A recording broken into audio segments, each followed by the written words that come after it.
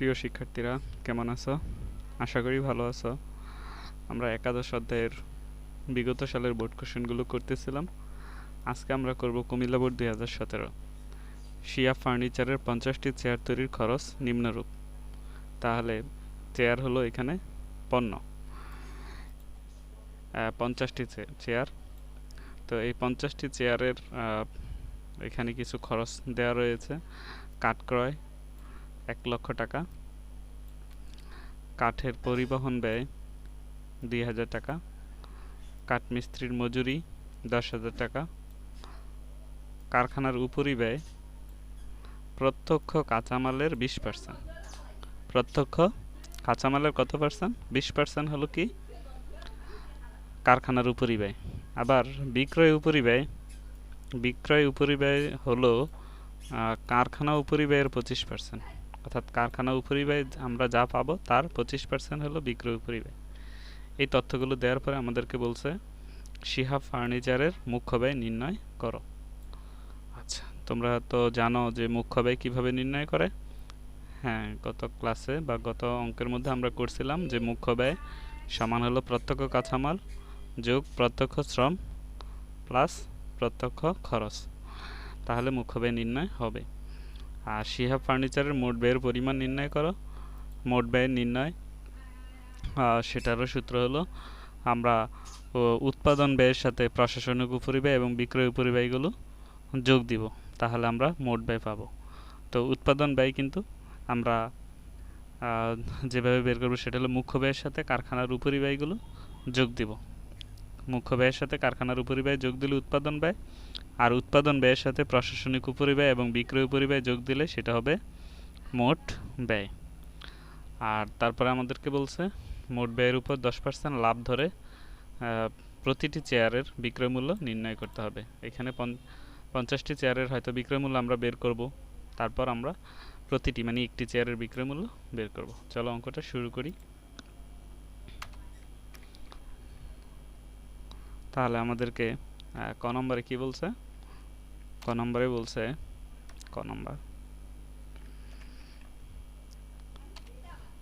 নম্বরে বলছে শিয়া ফার্নিচারের মুখ্য ব্যয় নির্ণয় করো। তাহলে আমরা বলবো শিয়া ফার্নিচারের মুখ্য ব্যয় নির্ণয়।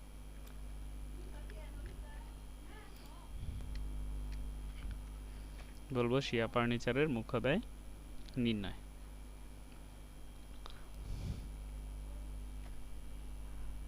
তো মুখ্য ব্যয় নির্ণয় করার জন্য আমরা যেটা করব সেটা হলো এখানে ঘরের মাধ্যমে অঙ্কটা করব। তো আমরা দুইটা বা তিনটা টাকার ঘর রাখবো।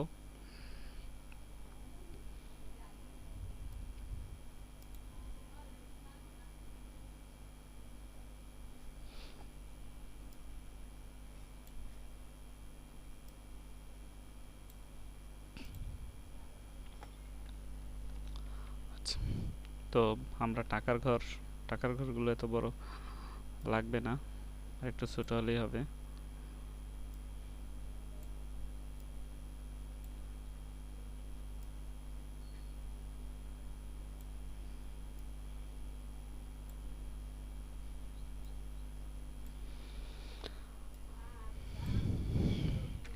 তো আমরা প্রথম ঘরে লিখব বিবরণ।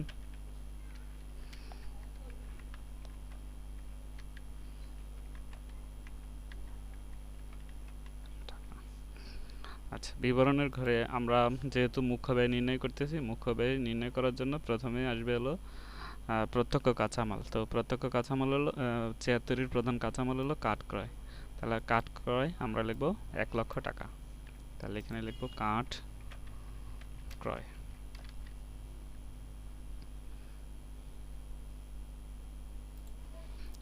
কাঠ ক্রয় কত? 1,00,000 টাকা।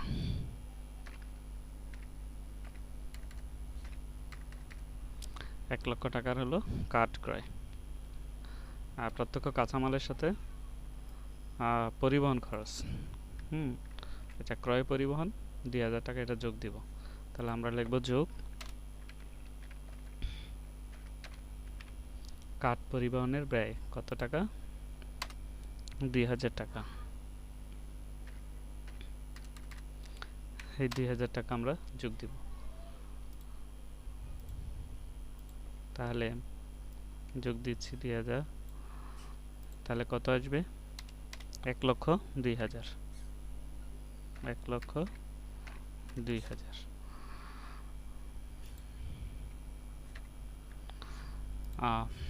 এই 1,02,000 এটা হলো প্রত্যক্ষ কাঁচামাল। তাহলে প্রত্যক্ষ কাঁচামালটা আমরা একটা শিরোনাম দিই, প্রত্যক্ষ কাঁচামাল। প্রত্যক্ষ কাঁচামাল, এটা আমরা প্রত্যক্ষ কাঁচামাল পেলাম। এরপর প্রত্যক্ষ শ্রম।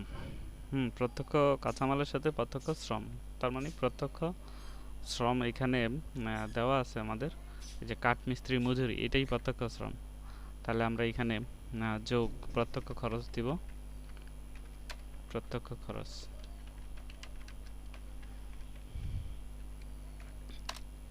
লিখব, এই কথাটা লিখব, প্রত্যক্ষ শ্রমটা হলো কাঠ মিস্ত্রির মজুরি। এই কথাটা লিখব, কাঠ মিস্ত্রির মজুরি।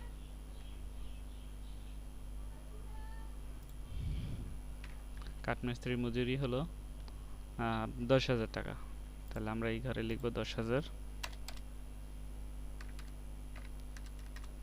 10,000 টাকা। তাহলে মুখ্য ব্যয়ের সূত্র হলো প্রত্যক্ষ কাঁচামাল, প্রত্যক্ষ শ্রম, আর হলো প্রত্যক্ষ খরচ। যেহেতু এখানে আর প্রত্যক্ষ খরচ নাই, তাহলে আমাদের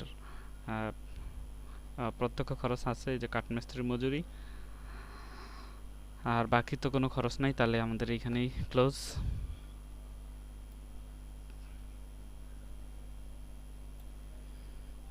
আমরা 3 নম্বর ঘরে টোটাল টাকাটা লিখব।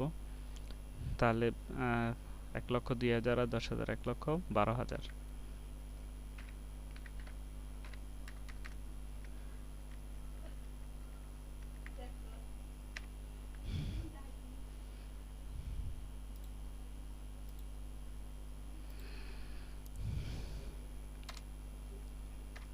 তাহলে এটাই আমরা বলবো মুখ্য ব্যয়। শিক্ষার্থীরা, আমাদের ক নম্বর অঙ্ক শেষ। শিয়া ফার্নিচারের মুখ্য ব্যয় নির্ণয় করা হলো। মুখ্য ব্যয়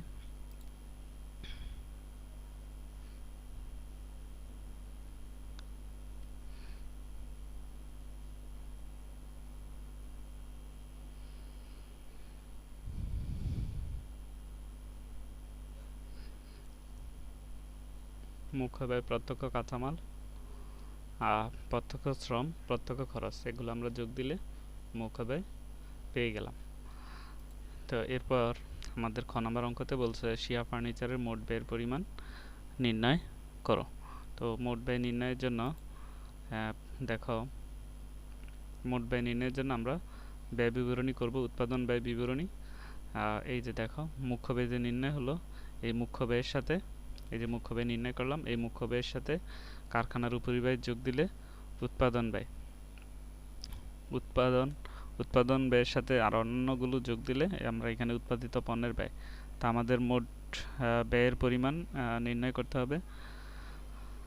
উৎপাদন ব্যয় যোগ করব, তারপরে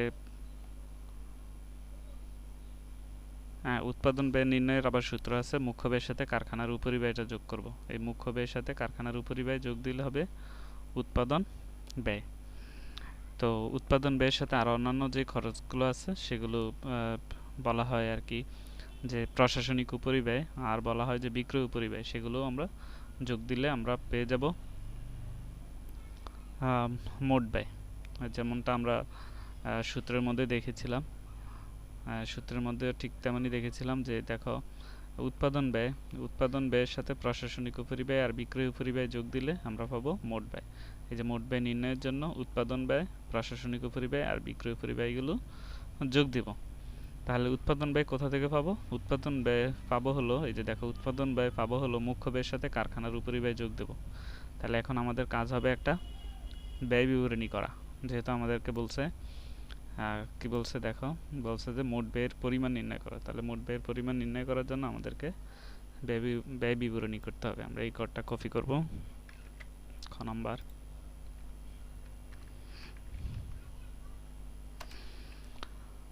কার? শিহাব ফার্নিচার। শিহাব ফার্নিচার এর শিহাব ফার্নিচারের ব্যয় বিবরণী।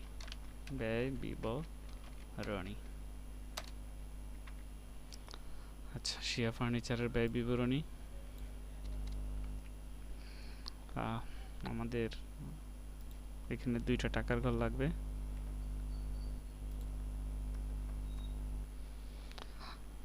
তো আমরা শুরু করব মুখ্য ব্যয় থেকে। হ্যাঁ, মুখ্য ব্যয় থেকে শুরু করব, তাই আমরা এগুলো বাদ দিয়ে দিই। হ্যাঁ, মুখ্য ব্যয় থেকে শুরু করব। মুখ্য ব্যয় 1,12,000। মুখ্য ব্যয় কত? 1,12,000।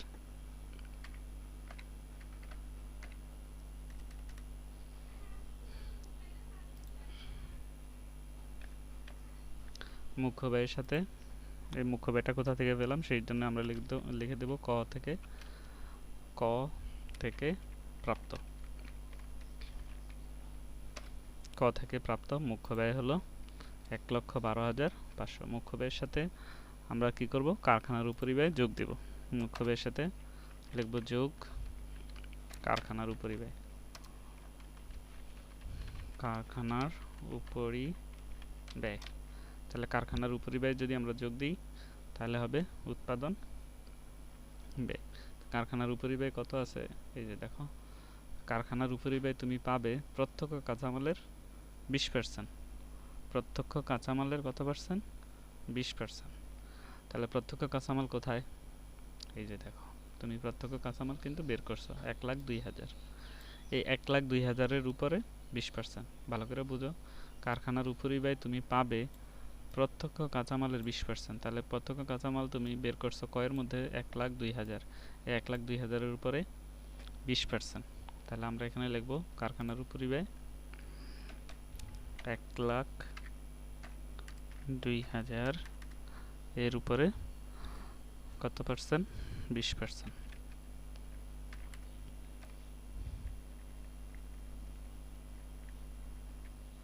1,02,000-এর উপরে 20%।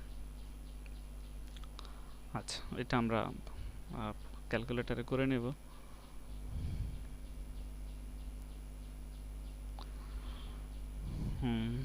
এক লক্ষ 2,000 ইন্টু 20%, 20,400। তাহলে এই 20,400 টাকা আমরা যোগ দিব। 20,400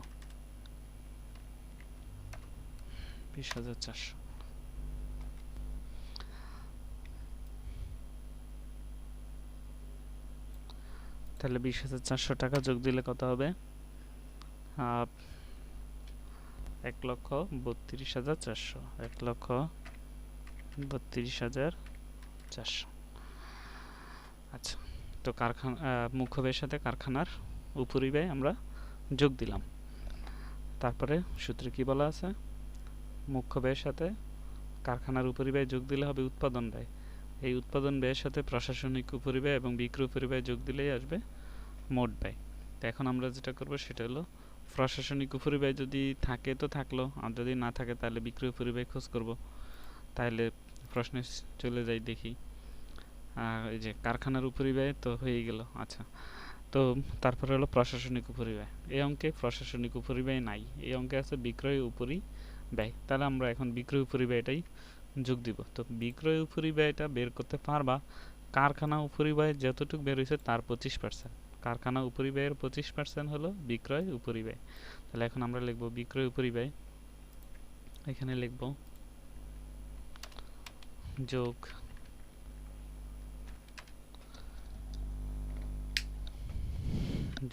বিক্রয় উপরিব্যয়। কারখানা উপরিব্যয়ের এই যে কারখানা উপরিব্যয় যে টাকাটা তুমি বের করছো 20,400, সেটার 25%। তাহলে তুমি লিখবা 20,400 ইন্টু 25%। আমরা এটা একটু কপি করি। 25%।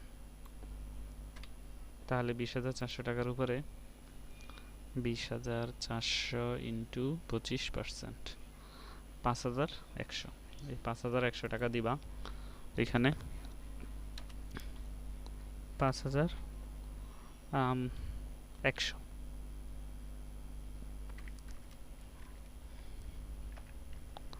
আচ্ছা, তো 5100 টাকা আমরা যোগ দিই।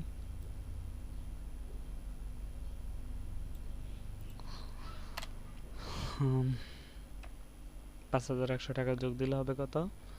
1,37,500। 1,37,500। এই 1,37,500 হলো আমাদের মোট ব্যয়। তাহলে মোট ব্যয় হলো 1,37,500।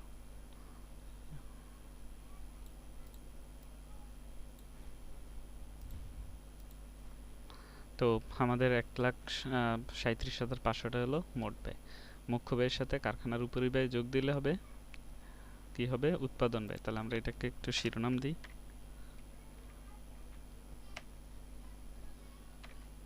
এই যে 1,32,400 এটা হলো উৎপাদন ব্যয়। উৎপাদন ব্যয়। উৎপাদন ব্যয়ের সাথে প্রশাসনিক উপরিব্যয় যোগ দিব, কিন্তু আমাদের অঙ্কে প্রশাসনিক উপরিব্যয় নাই। প্রশাসনিক উপরিব্যয় না থাকার কারণে পরবর্তীতে বিক্রয় উপরিব্যয় বের হলো। বিক্রয় উপরিব্যয় বের করবা হলো এই যে কারখানার উপরিব্যয়, এই যে 20,400, সেটার 25%। এভাবে অঙ্ক 4-এ ঠিকভাবে করলে আমাদের উত্তর হয়ে গেল। তাহলে এখানে আমরা মোট ব্যয়ের পরিমাণ 1,37,500, এটা উত্তর এখানে লিখে দিতে পারি। আচ্ছা, এরপরে গ নম্বর আমাদেরকে কি বলছে? গ নম্বর আমাদেরকে বলছে শিয়া ফার্নিচার যদি মোট ব্যয়ের উপর 10% লাভ করতে চায় তবে প্রতিটি চেয়ারের বিক্রয় মূল্য, প্রতিটি মানে একটি চেয়ারের বিক্রয় মূল্য বের করার আগে আমাদেরকে 50টি চেয়ারের বিক্রয় মূল্য, তাহলে আমাদের এখন একটা বিক্রয় মূল্য বিবরণী করতে হবে। তাহলে আমরা এই ঘরটাকে কপি করি। আমরা গ নম্বর অঙ্কের জন্য শুরু করি। আচ্ছা, গ নম্বর অঙ্ক আমাদের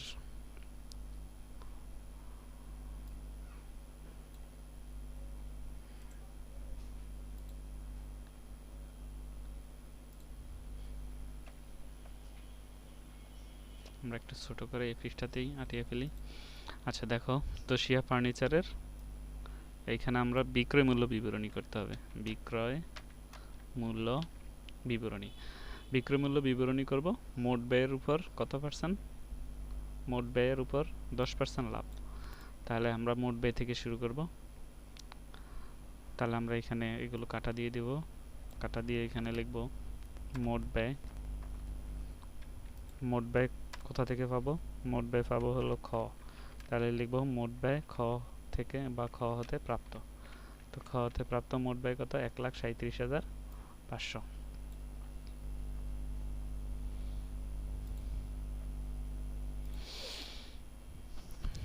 1,37,500।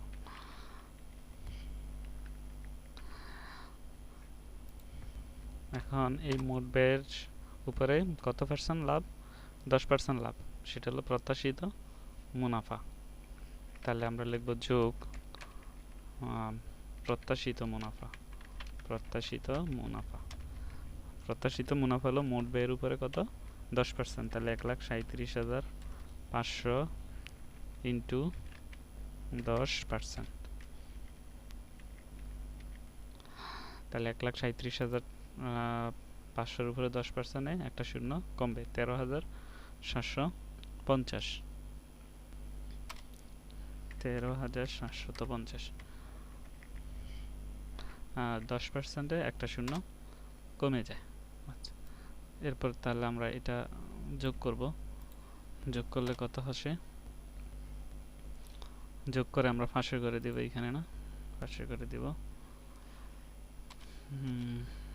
যোগ করলে আরো বাড়বে, সেটা হলো 50, তারপরে 7 5 12, 10 11, 4 5, 1,51,200 50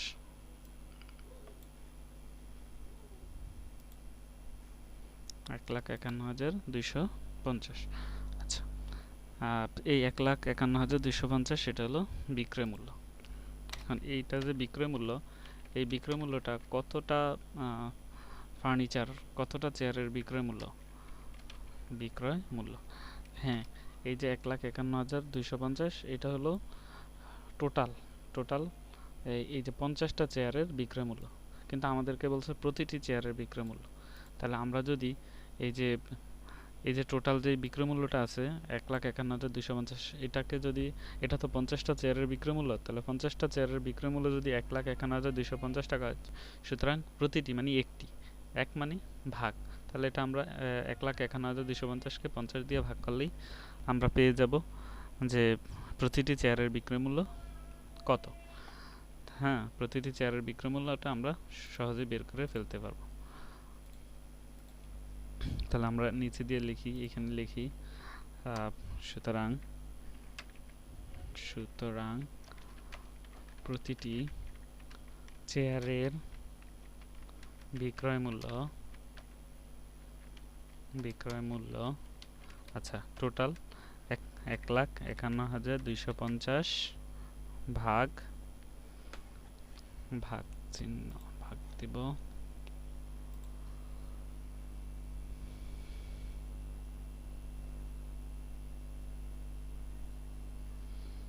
এটাকে আমরা ভাগ দিব 50 দিয়ে, কারণ 50টি চেয়ারের বিক্রয় মূল্য। আচ্ছা, ভাগ চিহ্নটা